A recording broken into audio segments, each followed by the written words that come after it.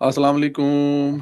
उम्मीद है आप लोग ठीक हैं, खैरियत से हैं। अल्लाह पाक आप लोगों को अपने हिफ्ज़ व अमान में रखे। हमारी बहुत सारी दुआएँ और वो हमेशा आपके साथ हैं।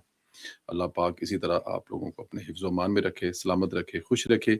इसी तरह आप लोग हँसते मुस्कुराते रहें।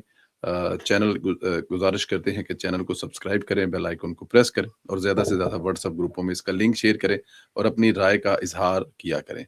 पाकिस्तान सलामत रहे। जी, फैज़ हमीद साहब फटे चढ़ गए ने, हाँ जी।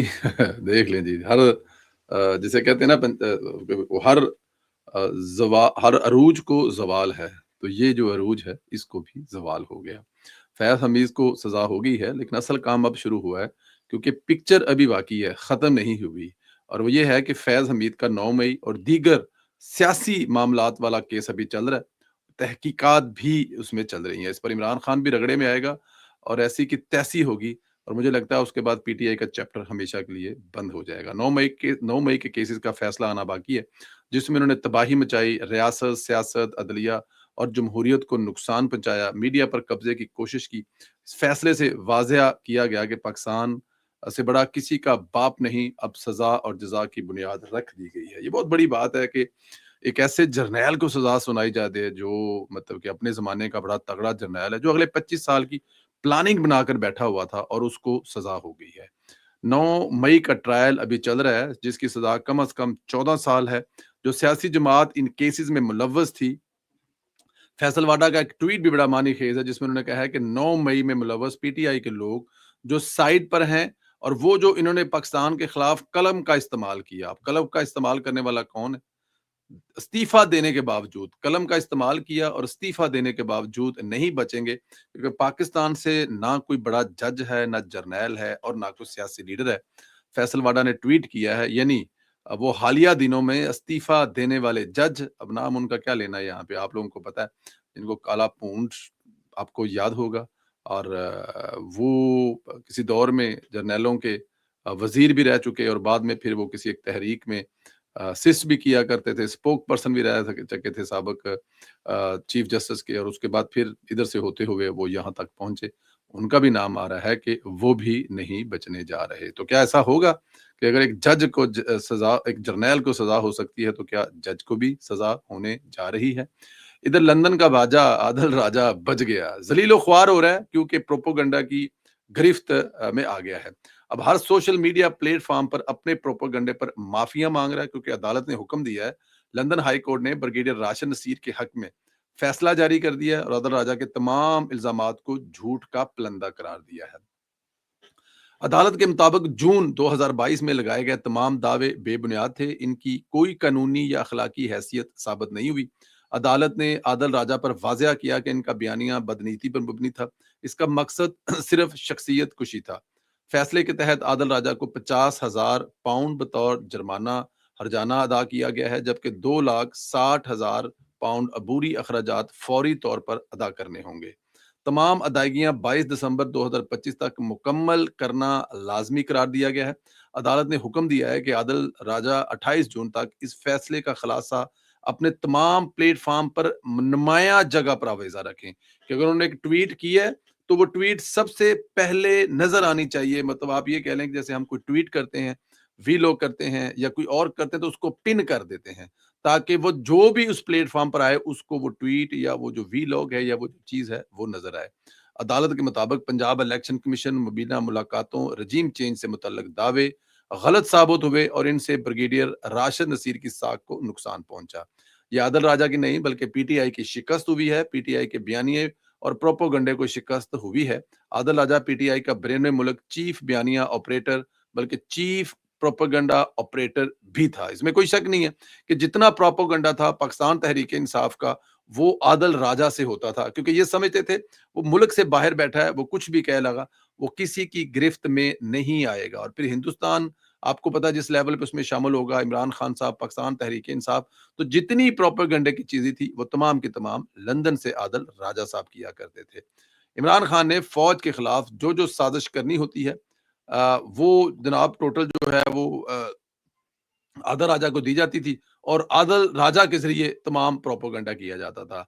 आदल राजा को फैज हमीद के जरिए फौज के अंदर की कहानियां भी दी जाती थी, جن پر بغاوتی پروپیگنڈا کیا جاتا تھا، آج فیض حمید انجام کو پہنچ گئے اور عادل راجہ بھی سزا یافتہ ہو گئے، جھوٹے ثابت ہو گئے، ساری دنیا کے سامنے بار بار کہہ رہا ہے کہ میں جھوٹا ہوں۔ ایک تو عادل راجہ جو ہے وہ وڑ گیا، اب عادل راجہ کے وڑنے کے بعد یہاں پر جو دوسرے بیٹھے ہوئے ہیں، مطلب فرض کیا ان کے نام لے لیتے ہیں، عمران ریاض صاحب ہیں، شہزاد اکبر صاحب ہیں، معید پیرزادہ ہیں، شباز گل، اور اس کے علاوہ جتنے بھی باہر بیٹھے ہوئے ہیں، اب اس کے بعد ان کو بھی کان ہو جائیں گے، کیونکہ عادل راجہ کو یہ سزا 2.5 لاکھ پاؤنڈ ایک، 50,000 پاؤنڈ ایک، دنیا جہان میں کھڑے ہو کر اپنے منہ پر کالک مل کر بار بار فوٹو لگانے کا حکم جو دیا گیا وہ علیحدہ۔ تو عمران ریاض صاحب کو اب ذرا خیال کرنا پڑے گا کہ وہ پاکستان کے فوج، پاکستان کے ادارے، وہ حکومت کے خلاف کون سا ایسا دعویٰ کرنے جا رہے ہیں جس میں صداقت نہیں ہے، کیونکہ اگر ان کو کوئی عدالت لے گیا اور ان کو وہ وہاں پر وہ جو انفارمیشن دے رہے ہیں وہ ثابت نہ کر سکے، تو پھر ان کو بھی یہی کچھ بھگتنا پڑے گا جو کہ عادل راجہ بھگت چکا۔ تو مجھے لگتا یہ ہے کہ جو یوٹیوبر ہیں، سوشل میڈیا ایکٹیوسٹ ہیں، ان کو اب تھوڑا سا خیال کرنا پڑے گا، کیونکہ ہن جتیاں بھی پیندیاں تے نال گنتی بھی کوئی نہیں ہوندی۔ ایک تو جتیاں پیندیاں نے تے ایک گنتی بھی کوئی نہیں ہوندی، کیونکہ مرشد دے چکن والے جڑے سارے چکے گئے نے۔ اچھا جی، کل آپ نے دیکھا تھا کہ ناروے کا سفیر جو ہے وہ ایمان مزاری کیس میں اثر انداز ہونے کے لیے سپریم کورٹ میں پہنچ گیا، کیونکہ اس طرح ہوتا نہیں ہے کہ کسی ملک کا سفیر کسی ملک کے انٹرنل کسی شہری کا کیس اور اس کو سننے کے لیے یا اس پہ اثر انداز ہونے کے لیے وہاں پہ چلا جائے عدالت میں۔ تو اس پہ ہارڈ ریاست نے کافی سخت جو ہے وہ تاثر دیا۔ دفتر خارجہ نے پاکستان میں ناروے کے سفیر کو سخت مراسلہ بھیجا ہے، اور مراسلے میں کہا گیا ہے کہ 11 نومبر 2025 کو سفیر نے سپریم کورٹ میں ایمان مزاری کیس کی سماعت میں شرکت کی، جو پاکستان کے داخلی معاملات میں مداخلت کے مترادف ہے۔ دفتر خارجہ نے اسے ویانا کنونشن 1961 کی خلاف ورزی قرار دیا، جو سفیروں کو میزبان ملک کے قوانین کا احترام کرنے اور داخلی امور میں مداخلت سے روکتا ہے۔ مراسلے میں یہ بھی کہا گیا ہے کہ یہ کوئی پہلا واقعہ نہیں ہے، پاکستان نے ناروے کی جانب سے ایسی سرگرمیوں کا تسلسل نوٹ کیا جن میں پاکستان مخالف عناصر کو ناروے کی این جی اوز جو ہیں وہ تعاون دیتی ہیں اور فروغ دے رہے ہیں۔ پاکستان نے واضح کیا کہ ریاست مخالف سرگرمیوں میں ملوث افراد کے مقدمات انتہائی حساس، داخلی ہیں اور سفارتی عملے کی ایسی کسی سرگرمی کو برداشت نہیں کیا جا سکتا۔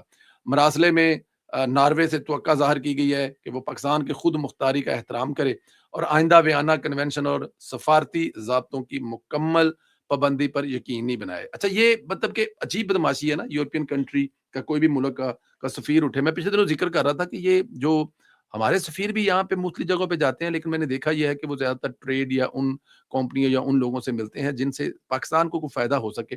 لیکن یہ جو سفیر ہے نا پاکستان میں، بہت سارے ممالک اب نام ہے، ان کی ایکٹیویٹیز دیکھ کے بندہ یہ مطلب وہاں پر ایک اندر ہی ایک اپنا ملک چلا رہے ہیں، اندر ہی اپنا ایک کوئی پورا مطلب کہ کیا کر کیا رہے ہیں، کس طرح چلا رہے ہیں اندر، یہ کیا اس سے مطلب کوئی چھوٹی چیز تو نہیں ہے جس طرح وہاں پہ یہ کر رہے ہوتے ہیں۔ میرا خیال ہے اس سخت مراسلے کے بعد اب تھوڑے سے ہوش کے ناخن لینے چاہیے۔ وزیر اعلیٰ پنجاب مریم نواز شریف صاحب نے مرکزی بازاروں اور سڑکوں کے درمیان خوبصورت گرین بیلٹس بنانے کا حکم دے دیا ہے۔ وزیر اعلیٰ پنجاب کی زیر صدارت اجلاس ہوا، جن میں ہر ضلع، ہر تحصیل اور ہر شہر کی بیوٹیفیکیشن پلان پر بریفنگ دی گئی۔ اجلاس میں بیوٹیفیکیشن پلان کی تکمیل کے لیے فروری سے مئی تک کا ہدف مقرر کیا گیا، اور بریفنگ میں بتایا گیا کہ پنجاب کے 39 اضلاع میں سے 132 بیوٹیفیکیشن اسکیمیں 16 ارب 90 کروڑ روپے کی لاگت سے مکمل ہوں گی، اور 97 بیوٹیفیکیشن اسکیموں کے ورک آرڈر جاری، 88 پروجیکٹ شروع کر دیے گئے۔ لاہور میں بیوٹیفیکیشن کے 18، سرگودا میں 6، بہاولپور میں 16 اور گجرانوالہ میں 12 پروجیکٹس ہیں۔ بریفنگ میں بتایا گیا کہ راولپنڈی کے 17، فیصل آباد کے 13 اور ملتان کے 8، ساہیوال کے 24 پروجیکٹ ہیں جو مکمل کیے جائیں گے۔ وزیر اعلیٰ پنجاب نے کہا ہے کھلے مین ہول، گندگی، کوڑے کے ڈھیر، ٹوٹی گرین بیلٹس، خراب پینٹ کی کارروائی ہوگی۔ کوئی ایک بازار نہیں بلکہ پورے کا پورا شہر صاف ستھرا نظر آنا چاہیے، اور کسی جگہ پہ کوئی تجاوزات نظر نہیں آنی چاہیے۔ بہت سارے لوگ تنقید کرتے ہیں مریم نواز، ان کو کبھی نواز شریف پسند نہیں آیا، لیکن وہ ساتھ میں یہ بھی کہتے ہیں کہ مریم نواز نے پنجاب دا منہ متھا بدل دیتا ہے۔ مطلب ہم روزمرہ زندگی میں لوگوں سے ملتے ہیں، ان کے لوگوں مسائل ہوتے ہیں، مرشد کے دیوانے ہوتے ہیں، لیکن مریم نواز کے کام کی تعریف کر رہے ہیں۔ اب مرشد کے دیوانے ہونے کی وجہ 565 ہو سکتے ہیں۔ مجھے وہ رانا ثناء اللہ صاحب کی بات یاد ہے، جب ان سے ملاقات ہوئی کہ وہ الیکشن سے 3 دن پہلے گاؤں میں ووٹ مانگنے کا ہے، تو بابے نے سر چوک کے کہا کہ پتر تسی اودی زنانی نوں ڈک کے ماڑا کیتا، مرد یہ کام نہیں کردے۔ تو اس وقت مجھے اندازہ ہو گیا تھا کہ شاید میں یہ الیکشن ہار جاؤں۔ تو یہ بہت ساری ریزنیں ہوتی ہیں، کیونکہ ہمارے ملک میں جو ہے وہ ووٹ کارکردگی پر نہیں دیا جاتا بلکہ ہمدردی پر دیا جاتا ہے کہ فلاں کی بیوی قتل ہوگی اس کو ووٹ دے دو. بے نظیر صاحبہ جب آپ کو پتا ہے شہید ہوئی تو اس کے بعد پاکستان پیپلز پارٹی کو ووٹ ملا کیونکہ بے نظیر صاحبہ شہید ہو گئی تھی. ذوالفقار علی بھٹو کو پھانسی دی گئی تو اس لیے ووٹ دیا گیا کہ ان کو پھانسی لگا گئی تھی. نواز شریف صاحب اور مریم نواز مطلب کارکردگی پر اگر ووٹ دیا جائے تو سچویشن علیحدہ ہوتی ہے. بٹ نہیں مریم نواز ہر گزرتے دن کے ساتھ جو کر رہی ہیں یہ ایک بہت بڑی نعمت ہے پنجاب کے لوگوں کے لیے, اور پنجاب کے لوگ اپنے آپ کو اس لحاظ سے خوش قسمت سمجھ رہے ہیں جب وہ سندھ بلوچستان یا پھر کے پی کی طرف دیکھتے ہیں. اللہ پاک آپ کو سلامت رکھے, خوش رکھے. بہت ساری دعائیں آپ کے ساتھ ہیں. اسی طرح ہنستے مسکراتے رہیں. وی لوگ کو واٹس ایپ گروپوں میں ضرور شیئر کریں اور اپنی رائے کا اظہار کرنا مت بھولیے. بہت شکریہ. خدا حافظ. حضرت صاحب